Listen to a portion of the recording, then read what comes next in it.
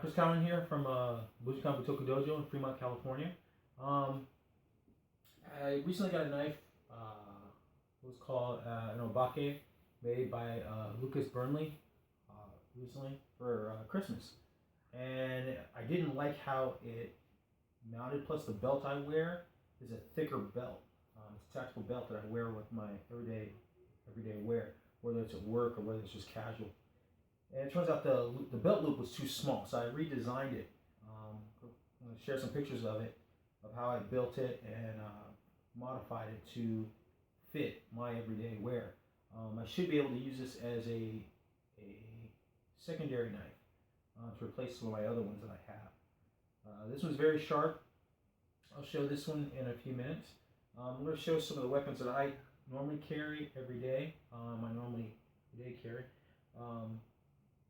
I do carry one knife in a pouch, one in a clip, and I do carry a multi-tool, tactical flashlight, tactical pen, and a set of handcuffs.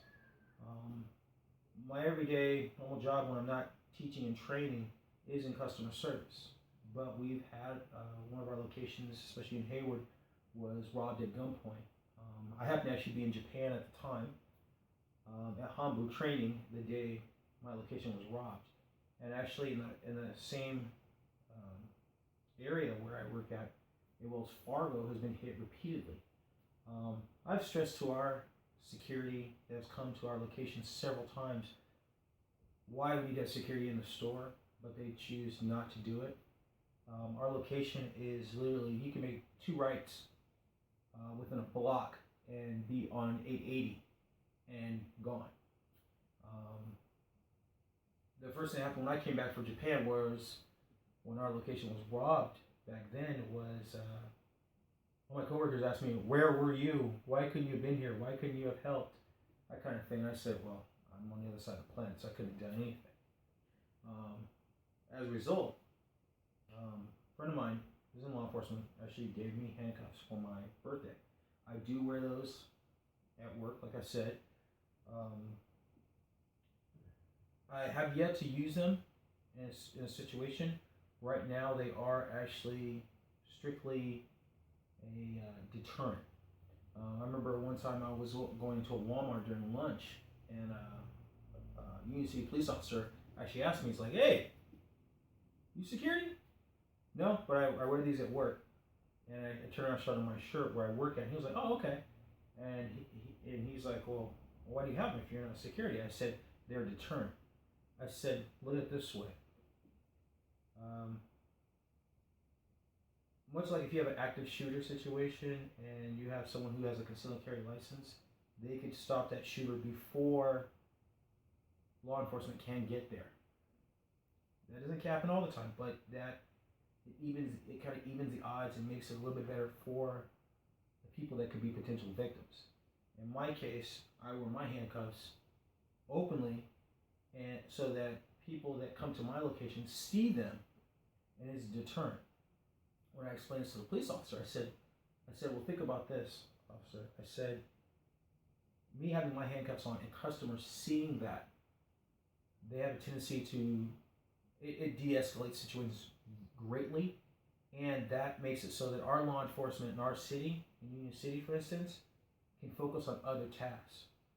The reason I do wear handcuffs at work is one of the reasons, other than the store being robbed, was I had a customer who did not want to wait one day, and he was fed up, and he had only been in our location for maybe 5 minutes, and it was kind of shocking because he was a 6-year-old man. He flipped out and decided to throw an item that probably weighed about 5 pounds, about a foot and a half across, about 2 inches high, at my head.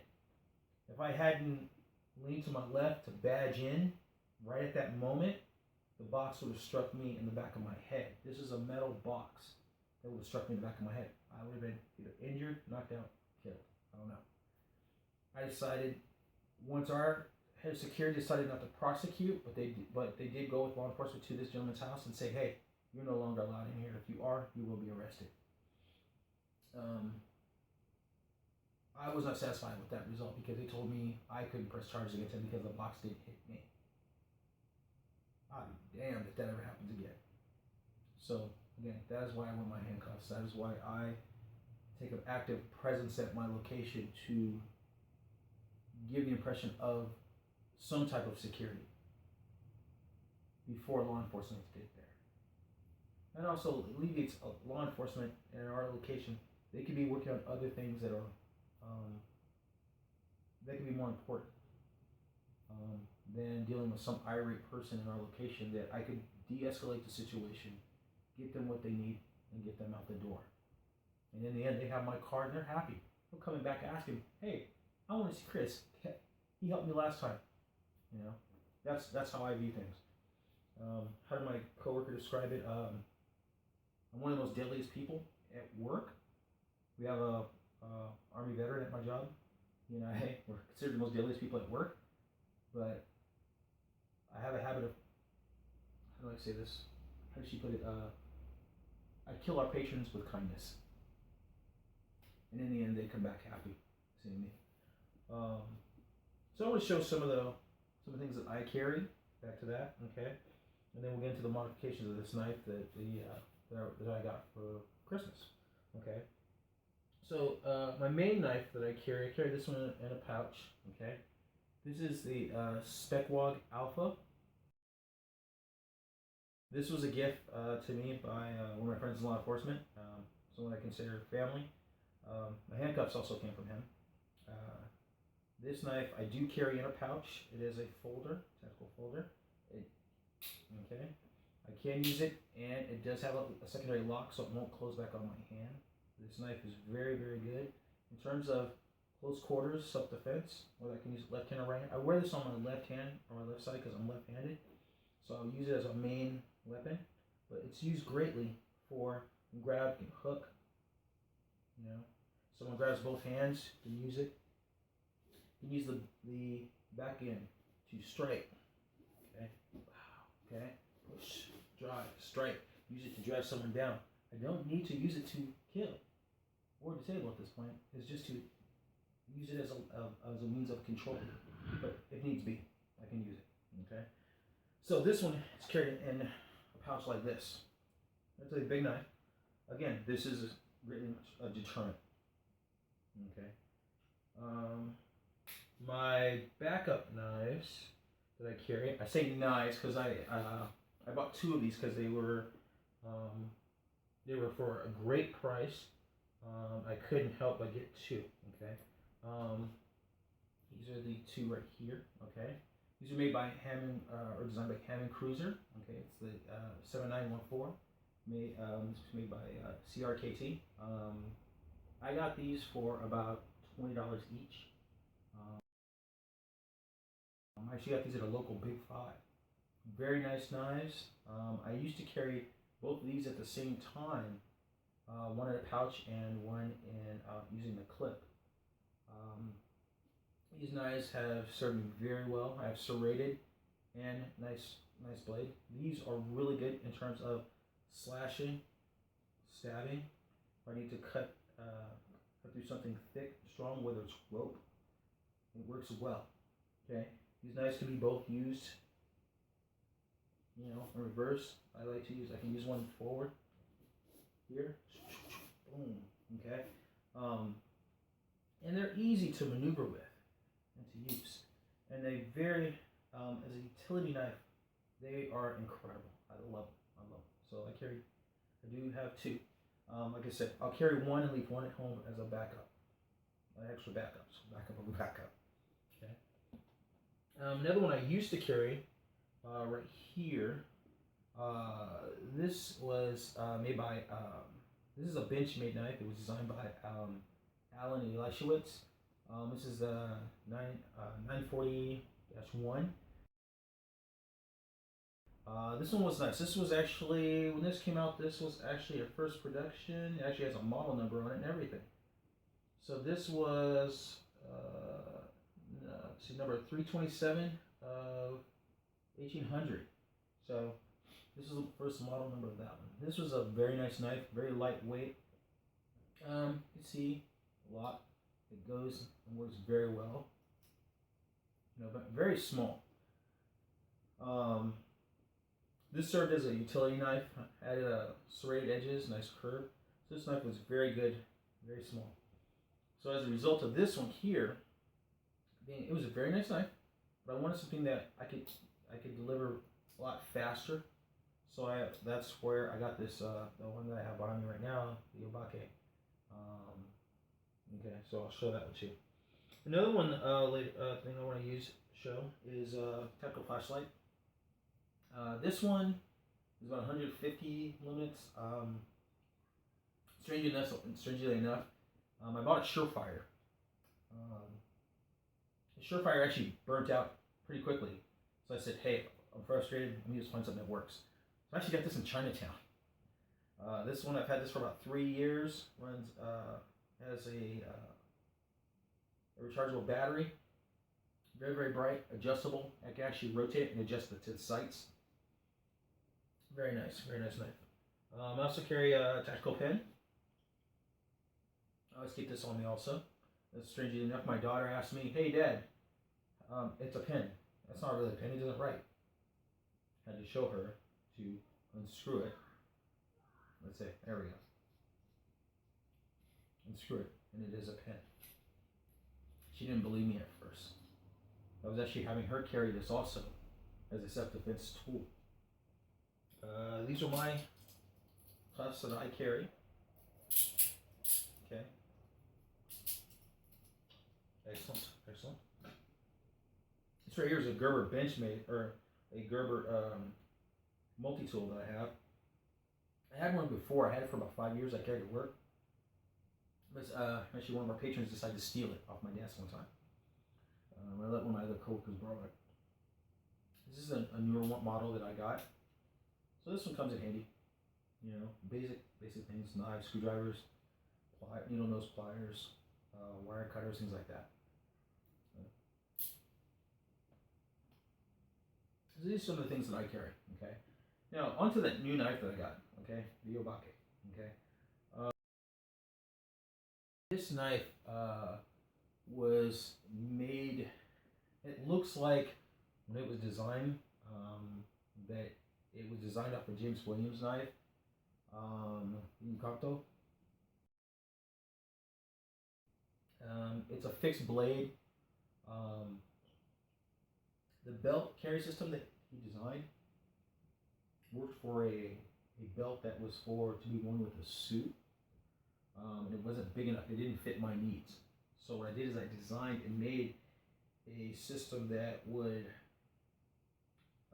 fit larger belt sizes for a tactical belt, for instance. This belt that I wear here was given to me by one of my old instructors, Shihan, Michael Kelly. He used to train under Jeff Prather. He gave me this as a birthday gift. This was actually his belt that he wore when he was in the military and special forces. I still carry this and wear this till today. I designed this system on the back here to fit this belt because this is what I wear all the time.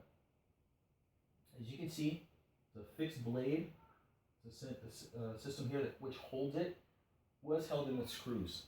Wasn't satisfied with that. Removed the screws and put rivets in. Rivets and held it locked in place. I also put extra rivets in the suspension system of the knife because I was worried the knife might, if I do something in a rough situation, the knife may just literally fall out. I wasn't happy about that. I said, you know what, let me correct that. Let me fix that. Let me find a solution for that. So I did. I drilled an extra hole, put an extra rivet, locked it in. So now, this one I can carry as a backup over, say, the cruiser. Okay. So this one can be drawn here and pulled like so. Okay. The way I put this knife back in, I'll tell myself, think of it as a tonto, just from weird. So, also, you saw how I pulled out there, forward grip, and it's there. Okay, small, short, sweet. This one I favored over the Elishewitz only because I don't have to fold it. when engaged, it can just be drawn out and pulled. This knife will work great if I have if I'm out with the wife, during a movie, that kind of thing. The suspension system that I made also that goes on the belt has padding on it. So if I have to do kemi, do kaiten, any type of kainjitsu, it doesn't impede my movement. Actually, I've been walking around with it for probably about an hour since I finished building it, and it feels like nothing on my back. Usually when I have my knife on my pouch, you can feel the weight of it. This, I can't feel the weight. It's just perfectly even across the back. It's a small knife. It works great. I would put this knife in the way that it's used and carried, almost like how an assassin might carry their weapon. I'm always smiling. I'm always in a good mood. But if trouble does come my way, I'm prepared to defend myself and those around me, friends and family, things like that, even people I don't know. But what's nice is if I do have the spec wad on my left, I can engage that, and then I can also engage this one here at the same time and utilize both at the same time. Okay. This blade is very, very small, very fine. I would describe this as a 4-inch razor blade. That's what comes to mind. The grip is wrapped with paracord, which has had the inner lining removed, or the inner core removed, and then it's wrapped. So it's a very Japanese look and feel. Okay. The only thing it's missing is the minuki in the handle. Okay. One thing that does make me a little nervous is the fact that there is no suba or anything around that area that would prevent the knife from slipping. So the knife is small to where it can fit and be palmed here, and it won't go slide back across my fingers. Okay.